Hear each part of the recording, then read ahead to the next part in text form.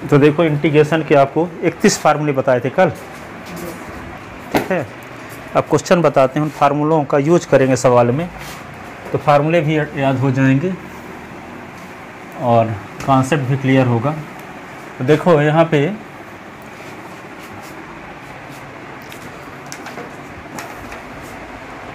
जैसे है integration of number first, integration of root of 1 plus sine 2x ऐसे है ds। इसका इंटीग्रेशन करने के लिए क्या करोगे, इंटीग्रेशन में आई मान लिए इसको।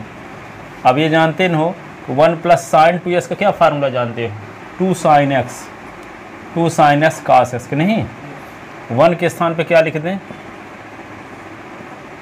cos square x plus sine square x plus 2 sine s cos x, ऐसे ना। तो यहाँ पे dx, इसको क्या लिख सकते हैं, root of cos s plus sine s का होल स्क्वायर dx। अब i इज इक्वल टू क्या होगा, स्क्वायर रूट ऑफ यही हो जाएगा ना, cos s plus sign x, ये होगा dx। इसको अलग अलग कर दूँ, cos x ds, ये क्या होगा साइन x ds, ठीक है। जैसे मान लो आप ये बताना चाह रहे थे कि d upon D X sine s का डिफरेंशियल करते हो तो क्या आता है cos x, कि नहीं। तो cos s का इंटीग्रेशन क्या बताए थे, साइन s होता है। पर यदि आप साइन x प्लस 3 का डिफरेंशियल करोगे तो साइन s का डिफरेंशियल तो cos x हो जाएगा, 3 का तो 0 होगा, कि नहीं होगा, 3 कांस्टेंट टर्म है तो 3 का 0 डिफरेंशियल होगा। तो cos s का इंटीग्रेशन क्या होना चाहिए फिर, साइन s प्लस 3 ना होना चाहिए। तो इसके लिए क्या लिखा जाता है, जब इंटीग्रेशन करते हैं तो हमेशा c जोड़ते हैं, कि हो सकता है कि ओरिजिनल फंक्शन में कोई कांस्टेंट टर्म भी इंक्लूड रहा हो, तो उस 3 के लिए क्या लिख देते हैं c, क्या लिख देते हैं c। तो हमेशा इंटीग्रेशन करने के बाद क्या जोड़ा करेंगे, c। अब 2 बार इंटीग्रेशन तो कहोगे 2 c जोड़ेंगे, तो यानी c1 और c1 और c2 को जोड़ेंगे तो c आएगा, इसलिए 2 बार इंटीग्रेशन रहेगा तभी c जोड़ेंगे। तो समझ लिया जाता है कि इसमें c1 लिखा, इसमें c2 लिखा, तो c1 और c2 को जोड़ने से जो रिजल्ट आया उसका नाम हो गया c। तो एक ही बार c से काम चल जाता है, ठीक है ना। तो यहाँ पे cos s का इंटीग्रेशन तो जानते हो क्या होता है, साइन x, कल फार्मूला लिखवाए थे, साइन s का होता है माइनस cos x। अब एक इंटीग्रेशन कांस्टेंट c जोड़ देंगे, ये क्या होगा sine x minus cos x plus c, ये आंसर। किसी भी फंक्शन का इंटीग्रेशन करने के बाद c जोड़ते हैं ना, इंटीग्रेशन कांस्टेंट उसको कहते हैं। हो सकता है कि ओरिजिनल फंक्शन में कोई कांस्टेंट टर्म भी रहा हो जिसका डिफरेंशियल किए थे।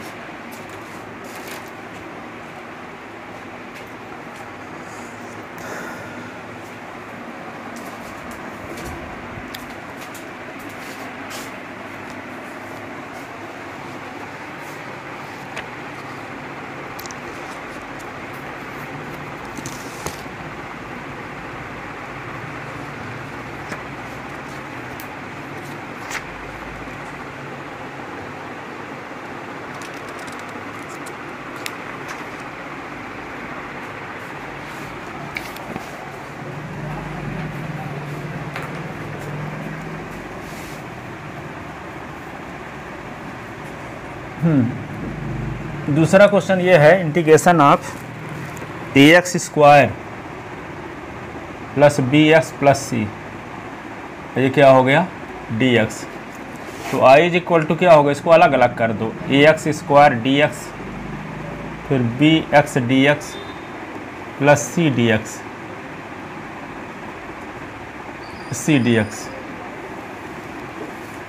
तो i इज इक्वल टू जो कांस्टेंट टर्म होता है उसको बाहर निकाल लेते हैं, तो x square dx, b constant term है वो x dx, c constant term है तो यहाँ 1 ds बचा। तो i इज इक्वल टू क्या लिखोगे, a s की पावर 2 प्लस 1 अपॉन 2 प्लस 1, ये होगा b, और s की पावर 1 है तो s की पावर 1 का integration 1 plus 1 upon 1 plus 1, c, और 1 को लिख सकते हैं s की पावर 0, s की पावर 0। तो i इज इक्वल टू क्या होगा, a x cube upon 3 b x square upon 2, C S की पावर 0 + 1 अपान 0 + 1 प्लस सी, इसको लिख चुके हैं ना। तो यहाँ पे क्या लिखेंगे, I is equal to AS³ upon 3 BX² upon 2, ये CX प्लस सी, C1 लिख देंगे। सी तक क्वेश्चन में यूज हुआ है, तो इंटीग्रेशन कांस्टेंट को C1 लिख दिए। अब ये फार्मूला कौन सा जानते हो आप, s की पावर n का इंटीग्रेशन तो जानते हो ना, s की पावर n + 1 अपान n + 1 ये होता है when n is not equal to -1, n की वैल्यू -1 के अलावा कुछ है तब ये फार्मूला होता है। यदि s की वैल्यू -1 हो गई तो इसको लिख सकते हो 1/s, और इंटीग्रेशन होता है इसका log s, क्यों, क्योंकि d/ds log s का डिफरेंशियल होता है 1/s, तो 1/s का इंटीग्रेशन क्या होगा, 1/s का इंटीग्रेशन होगा log s, ठीक है। तो इसको s की पावर -1 भी कह सकते हैं ना, तो log s, तो पावर जब -1 होगा तो ये फार्मूला नहीं लगेगा, इसका सीधे log s हो जाएगा।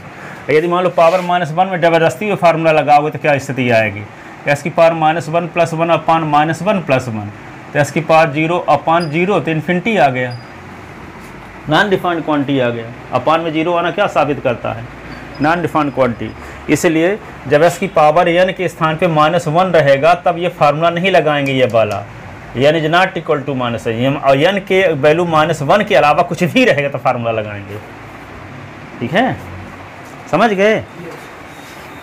क्योंकि -1 रहता है तो 1/s लिख देंगे, और 1/s का इंटीग्रेशन log s होता है।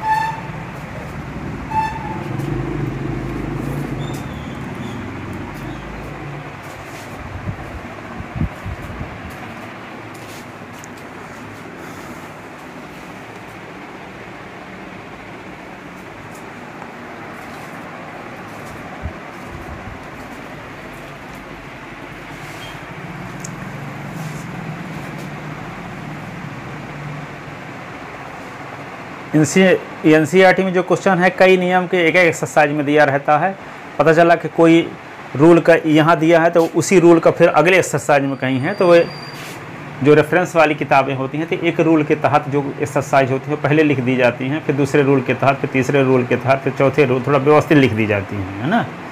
तो हम NCERT के सीरियलिटी से नहीं बताएंगे, NCERT पूरे क्वेश्चन रहेंगे, इंक्लूड रहेंगे, परंतु थोड़ा अपनी सीरियलिटी से हम बताएंगे, ताकि जिस रूल के तहत जो क्वेश्चन आएगा उससे संबंधित सब क्वेश्चन आ जाएंगे, परंतु जिसके अंतर्गत जो एक्सरसाइज में आएगा उसको देखेंगे हम, जिस कॉन्सेप्ट के अंतर्गत, तो इससे डाउट आपका क्लियर होगा। आज पूरे क्वेश्चन जाएंगे NCERT के विथ एग्जाम्पल, पर थोड़ा व्यवस्थित ढंग से आएंगे, उसे NCERT की सीरियलिटी से नहीं आएंगे, ठीक है।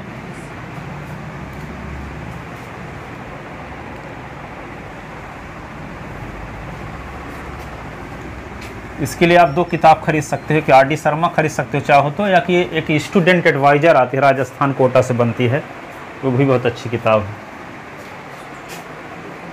बहुत 60-70 साल से बन रही है। यहाँ दिल्ली SRT स्कूल में, SRT पब्लिक स्कूल में उसी को लगाए हैं इस साल, स्टूडेंट एडवाइज़र।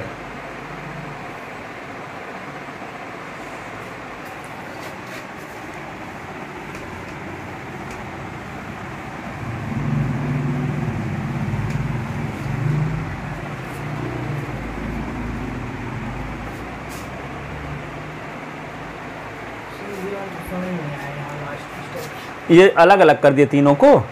अब जो कांस्टेंट टर्म हो तो उसको बाहर निकाल लेते हैं, तो यहाँ कांस्टेंट टर्म B है, यहाँ A है, इसमें C कांस्टेंट टर्म है, तो इसमें 1 बचा, तो यहाँ पे s की पावर 2 का इंटीग्रेशन तो जानते हो, s की पावर 2 + 1/2 + 1 फार्मूला लगा दिए। यहाँ 1 है तो 1 को s की पावर 0 लिख दिए, ताकि s की पावर n वाला फार्मूला यहाँ भी लग सके। या कि दूसरे शब्दों में डायरेक्ट लिखना चाहो तो यहाँ पे जानते हो कि d/ds s का डिफरेंशियल 1 होता है, तो 1 का इंटीग्रेशन s होगा, डायरेक्ट भी लिख सकते हो, ठीक है। या कि 1 का इंटीग्रेशन क्यों होगा, तो 1 के स्थान पर s की पावर 0 लिख दिए, तो s की पावर 0 तो s की पावर n वाला फार्मूला लग गया, तो s की पावर 0 + 1/0 + 1। अब फिर इंटीग्रेशन कांस्टेंट C1, क्योंकि क्वेश्चन में C का उपयोग हो गया, तो इंटीग्रेशन कांस्टेंट जनरली C मानते हैं, लेकिन यहाँ पे C1 मान ली, ठीक है।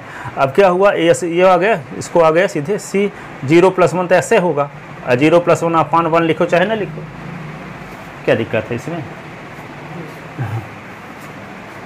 लिख ले पूरा।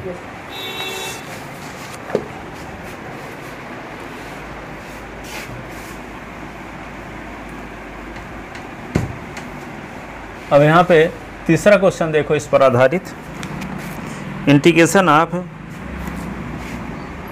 एक्स स्क्वायर 1 माइनस 1 अपान एक्स स्क्वायर डी एस, ये सब NCERT क्वेश्चन ही है, ये भी है। तो एक्स स्क्वायर के अंदर मल्टीप्लाई कर दो, तो एक्स स्क्वायर और फिर एक्स स्क्वायर अपान 2, और ये क्या होगा डी एस, एक्स स्क्वायर अपान एक्स स्क्वायर ना, एक्स स्क्वायर के अंदर मल्टीप्लाई कर दिए तो क्या हो जाएगा ये एक्स स्क्वायर, ये होगा ये कट गया तो 1, ये हो गया डी एक्स। अब दोनों का अलग अलग इंटीग्रेशन, तो एक्स स्क्वायर डी एक्स और ये 1 डी एक्स। अब इसको क्या लिख सकते हैं, एस की पावर 2 + 1 अपान 2 + 1, और 1 को क्या लिख दें एस की पावर 0, यही ना। तो y = क्या होगा s³ अपान 3 और ए एस की power 0 + 1 upon 0 + 1 plus integration constant c। तो y = s³ अपान 3 और s अपान 1 प्लस c। तो y = क्या हुआ s³ अपान 3 minus x plus c, answer.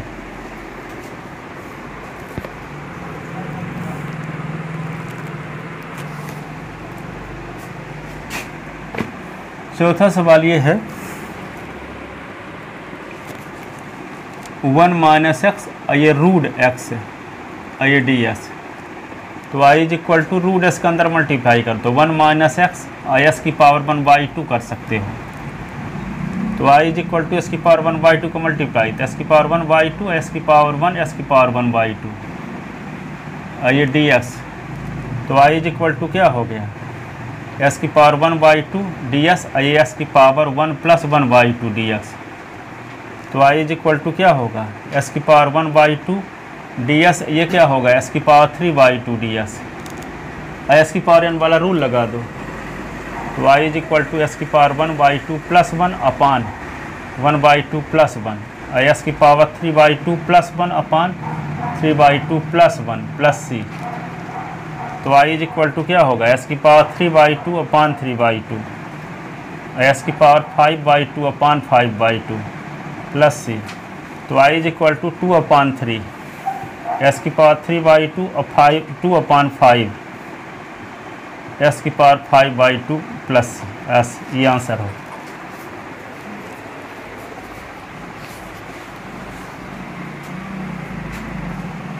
इसी को लिख लगा रहे हो ना, अभी इसको मिटा देना।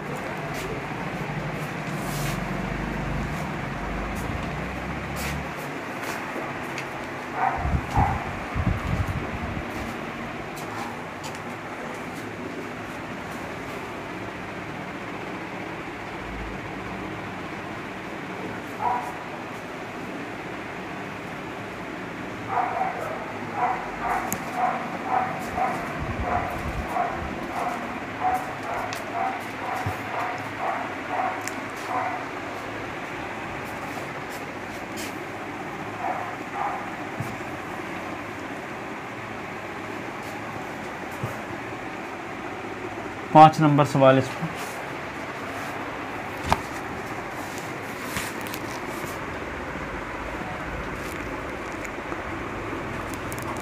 Integration of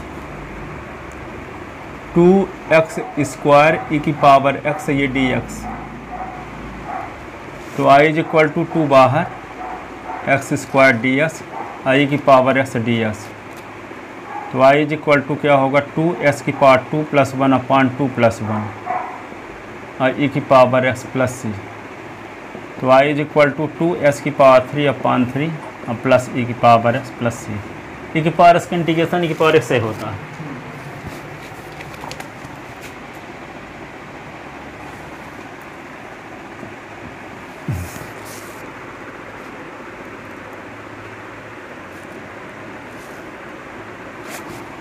integration of e की power log of x ds।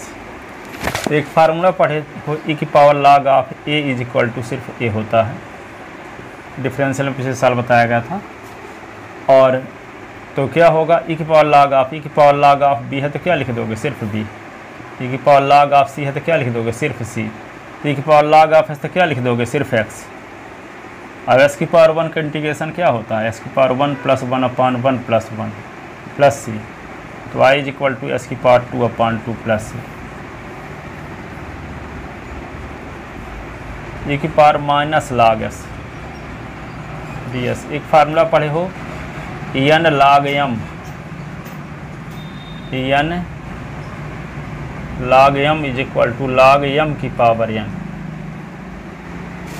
n log m = m की log m की पावर n।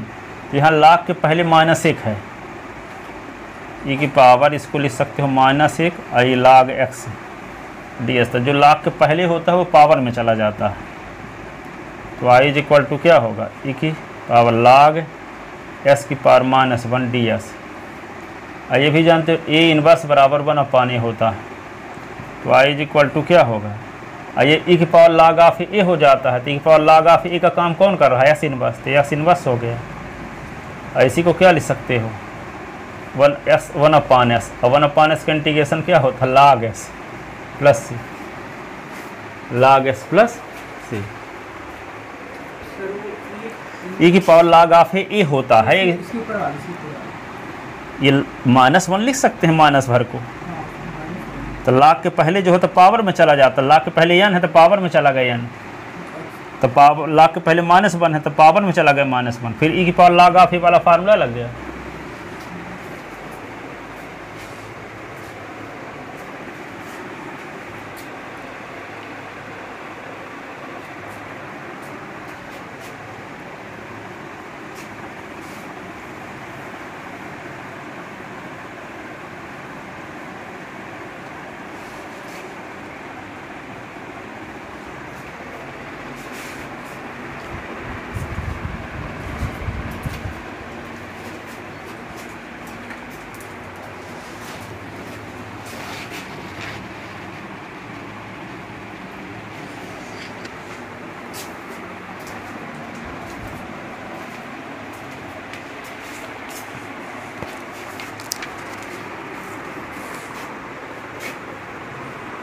अगला क्वेश्चन है integration of 2x - 3 cos x plus e की पावर x dx।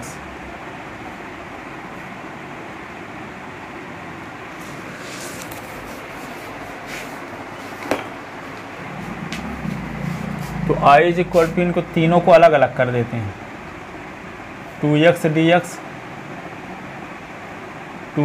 dx आई होगा 3 cos x ds e की power x ds। i = 2 बाहर, ये x dx, 3 बाहर, ये क्या होगा cos x dx। e की पावर s का इंटीग्रेशन e की पावर s प्लस c, तो i = 2, s की पावर यहाँ 1 है तो 1 + 1/1 + 1, 3 cos s का integration sin x plus e की पावर s प्लस c, तो i = क्या होगा 2s की पावर 2/2, 3 sin x e की पावर s प्लस c, और 2 से 2 कट गया, तो i = s² - 3 sin x e की पावर s प्लस c।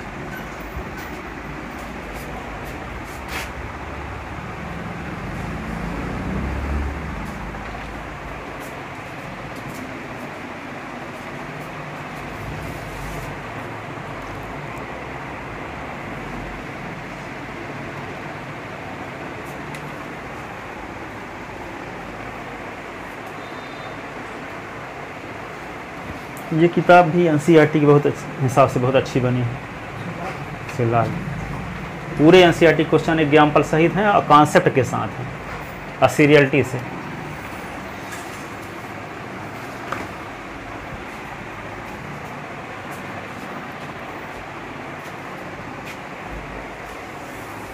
आधे क्वेश्चन एक्सरसाइज में है, आधे एग्जाम्पल में है। एक नवबोध बनी है तो पूरे क्वेश्चन एग्जाम्पल में लगे, दिखा तो रहे थे, अभी वो भी लिए थे कल, कहीं पर रखी होगी वे भी,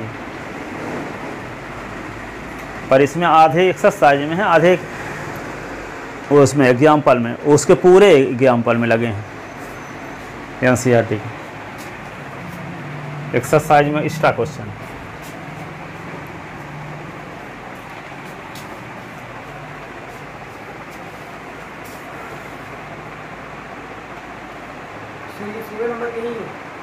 हाँ, एक ऐसी बात ये हो, 1/s कर दिए तो 1/s का log s + c।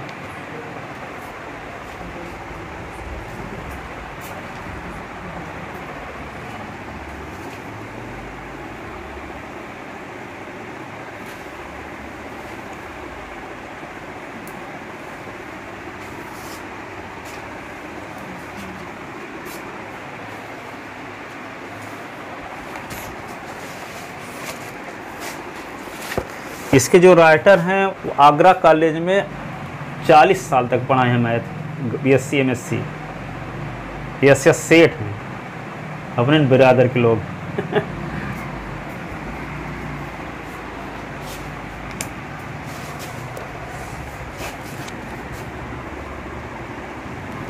यहाँ पे देखो 9 नंबर क्वेश्चन।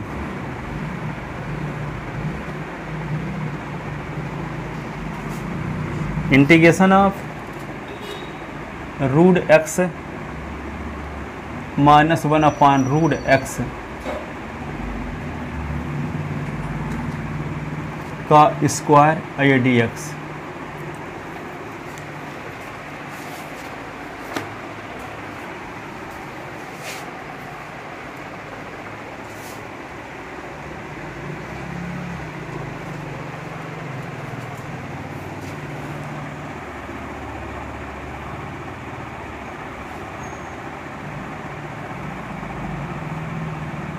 √x 1/√x, तो इसको क्या करो, फार्मूला लगा दो a - b के होल स्क्वायर का, a - b के होल स्क्वायर का फार्मूला। तो √s का स्क्वायर -2 × √s × 1/√s और 1/√s का स्क्वायर, ये क्या होगा ds। i = √s के स्क्वायर तो x माइनस रूट से √s कट गया तो 2 बचा, ये क्या होगा 1/s ds। i = x ds minus 2ds 1/x ds। तो इसका क्या होगा s की पावर 1 + 1 log s + c। तो i = x² minus 2x + log s + c।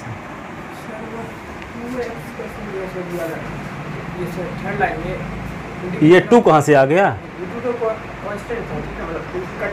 हाँ 2 भर बचा, और क्या बोले?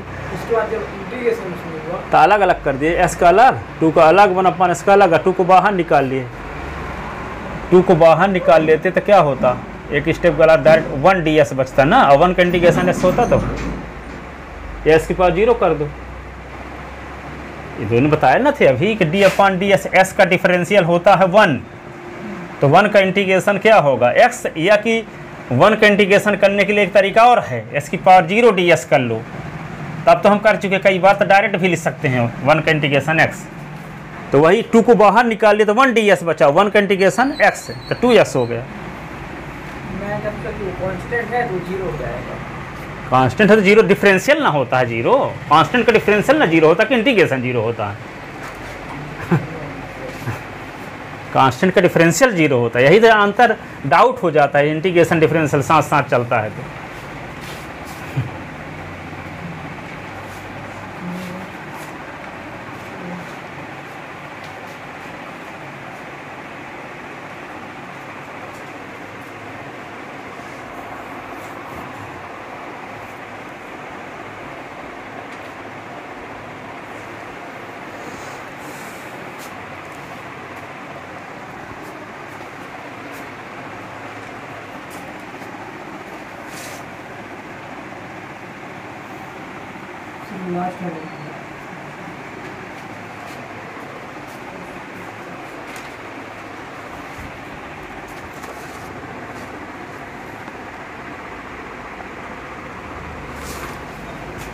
अगला क्वेश्चन है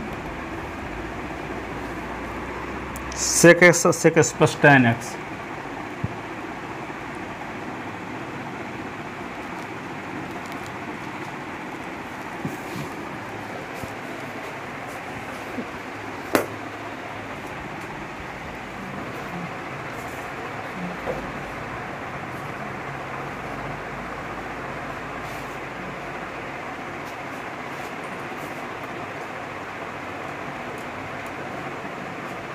अब देखो अंदर मल्टीप्लाई कर दोगे इसमें, तो I is equal to sec x का सेक एस के साथ तो क्या आएगा, सेक स्क्वायर एक्स, ये होगा सेक x ten x,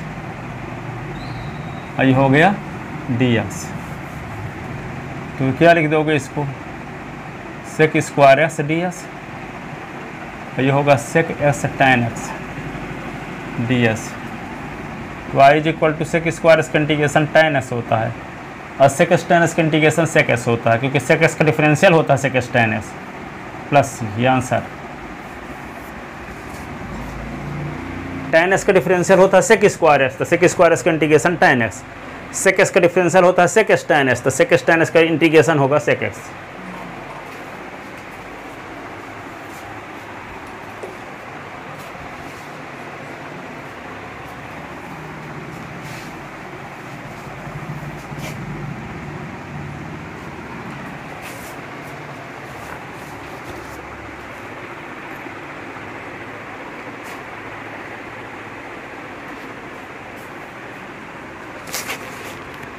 integration of x cube minus x square plus x minus one, x minus one, ये हो गया डी एस। तो I is equal to x square common लेंगे तो एस माइनस वन कॉमन तो S minus one upon x minus one, ये d x. तो I is equal to S minus one दोनों में है, तो एस माइनस वन कॉमन ले लिए तो बचा क्या, x square plus one upon x minus one, ये डी एस। तो I is equal to x square plus one, ये डी एस। तो I is equal to x square d x one d x. तो I is equal to क्या होगा, x की power two plus one upon two plus one, ये x plus c. I is equal to x की power three upon three plus X plus C.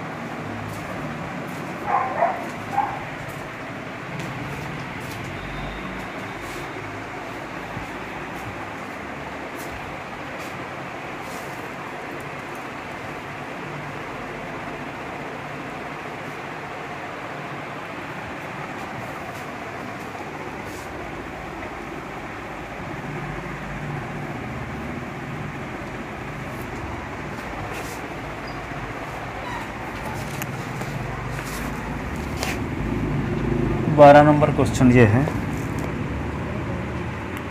To minus three sine X, two minus three sine x upon cos square x D X. Second ये x square common ले लिए तो S minus one बचा, इससे one common तो S minus one दोनों में factor है कर दिए, तो एक्स स्क्वायर प्लस वन बचा, इससे कैंसिल है ही क्या, इन दोनों से एक्स स्क्वायर कॉमन ले लिए थे, एक्स माइनस वन बचा, अब इससे वन कॉमन ले लिए तो एस माइनस वन बचा, एस माइनस वन दोनों में है तो एस माइनस वन दोनों से कॉमन ले लिए तो पहले से एक्स स्क्वायर बच गया, दूसरे से वन, फैक्टराइजेशन।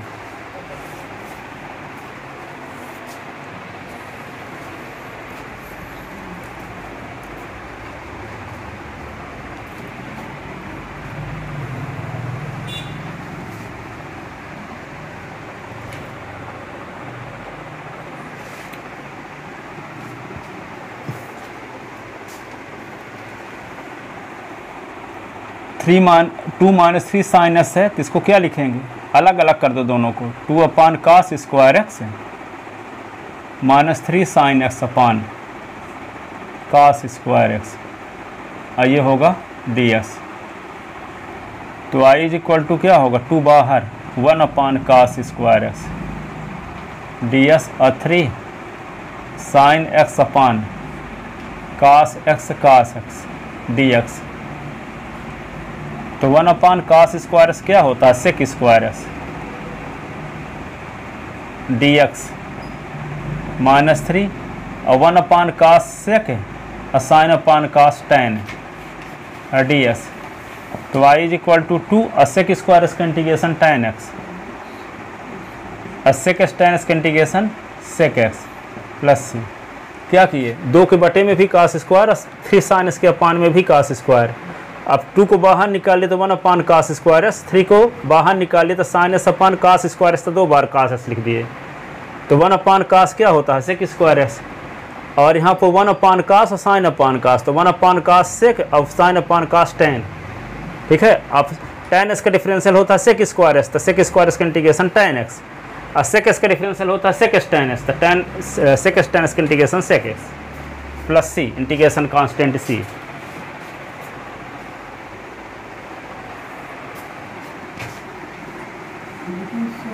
हाँ बोल, कौन कांस्टेंट जीरो हो जाता है, तो उसको बाहर निकाल, उसको लिखना भूल गए, 3 हो रहेगा या जीरो कहाँ होगा, डिफरेंशियल थोड़ी है। हाँ, जो कांस्टेंट टर्म आया रहेगा उसको पहले लिख लेंगे। तो यहाँ भी लिखना भूल गए हैं 3, यहाँ भी लिख लेना 3।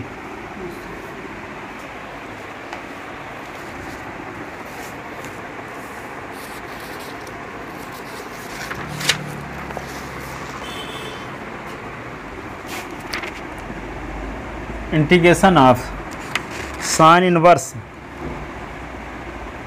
Cos x D x. अब तो सेकंड चैप्टर में पढ़ ही चुके हो, साइन इनवर्स है तो ये साइन में होना चाहिए, तब साइन साइन कट जाएगा ना। तो कास को साइन में बदलना तो क्या करो, कास 90 माइनस एक्स, क्या लिख दोगे, तो साइन इनवर्स, इसको लिख सकते हैं कास, कास थीटा को लिख सकते हो sine pi by 2 minus x, ये डी एस। साइन बस साइन अब कट गया, तो आई इज इक्वल टू क्या आया, पाई बाई 2 माइनस एक्स। अब पाई बाई 2 से निकाल दोगे तो 90 से कम ही ना रहेगा, और साइन बस करेंज होता तो है minus close interval minus pi by 2 plus pi by 2। अब पाई बाई 2 से कुछ निकाल दोगे तो निश्चित रूप से पाई बाई 2 और माइनस पाई बाई 2 के बीच की वैल्यू रहेगी कि नहीं। तो प्रिंसिपल वैल्यू ये है कि नहीं है इसका, इस फंक्शन की। अब इसका अलग अलग कर दो, पाई बाई 2 डी एस, ये होगा एक्स डी एक्स। अब पाई बाई 2 कॉन्स्टेंट क्वांटिटी है तो बाहर निकाल लो, तो 1 डी एस बचा। ये एस का इंटीग्रेशन क्या होगा, एस की power 1 plus 1 upon 1 plus 1 plus सी। अब 1 का इंटीग्रेशन एस जानते हो कि नहीं, यहीं पे लिखे देते हैं, I is equal to pi by 2 और 1 का इंटीग्रेशन एक्स, ये x square upon 2 plus C, answer. Pi by 2 constant बाहर, 1 का इंटीग्रेशन एस होता है, x square upon 2 plus c, integration constant.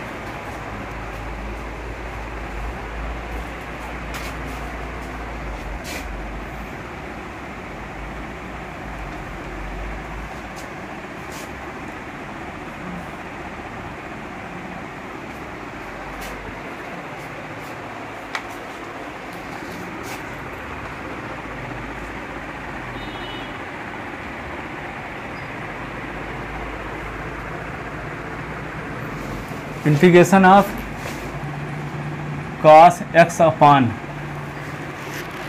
1 plus cos x D x, इसका integration करना।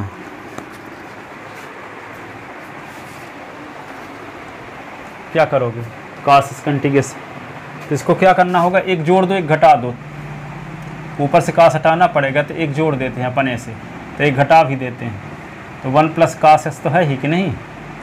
अब इसको ऐसे लिख सकते हो, I is equal to 1 plus cos x upon 1 plus cos x, और फिर 1 अपान 1 प्लस कास एक्स।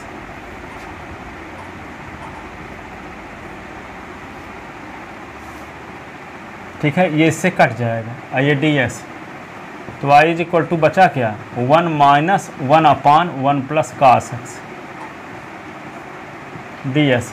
अब क्या करोगे, अलग अलग 1 डी एक्स और 1 अपान 1 प्लस कास एक्स और डी एस।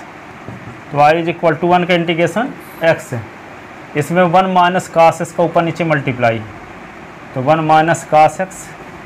अब कहोगे क्यों मल्टीप्लाई करेंगे, क्योंकि 1 प्लस कास एक्स है तो 1 माइनस कास एक्स का मल्टीप्लाई कर देने से फ़ायदा ये होगा 1 माइनस कास स्क्वायर एस आएगा तो उसको साइन स्क्वायर एस लिख देंगे।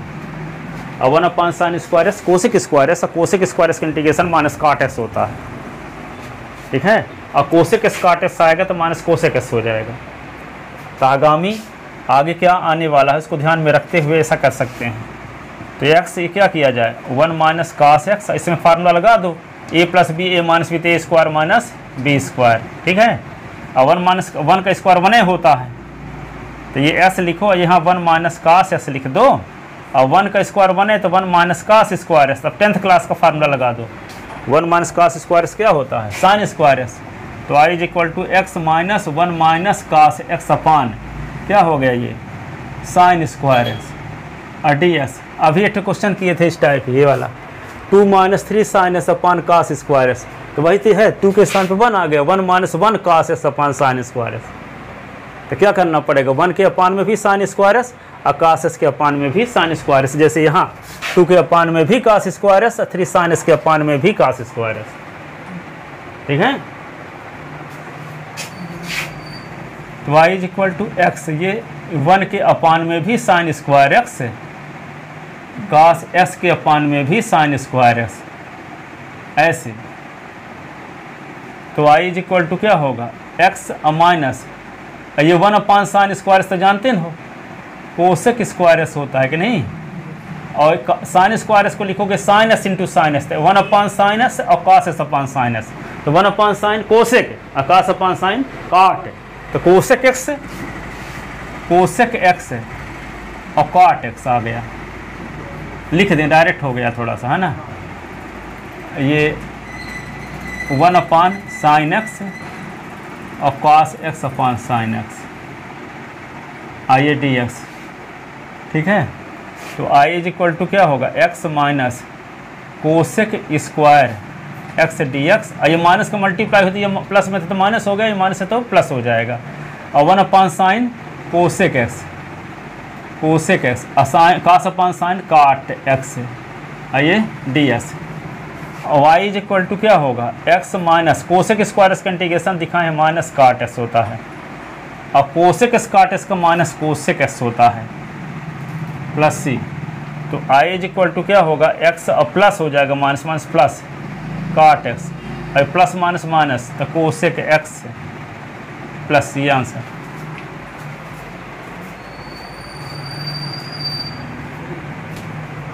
इसी से एक सवाल और बन जाए घर में लगा लेना, क्या sine S upon 1 plus sine S, एक जोड़ना होगा एक घटाना पड़ेगा, करना उसी प्रकार रहेगा पूरा।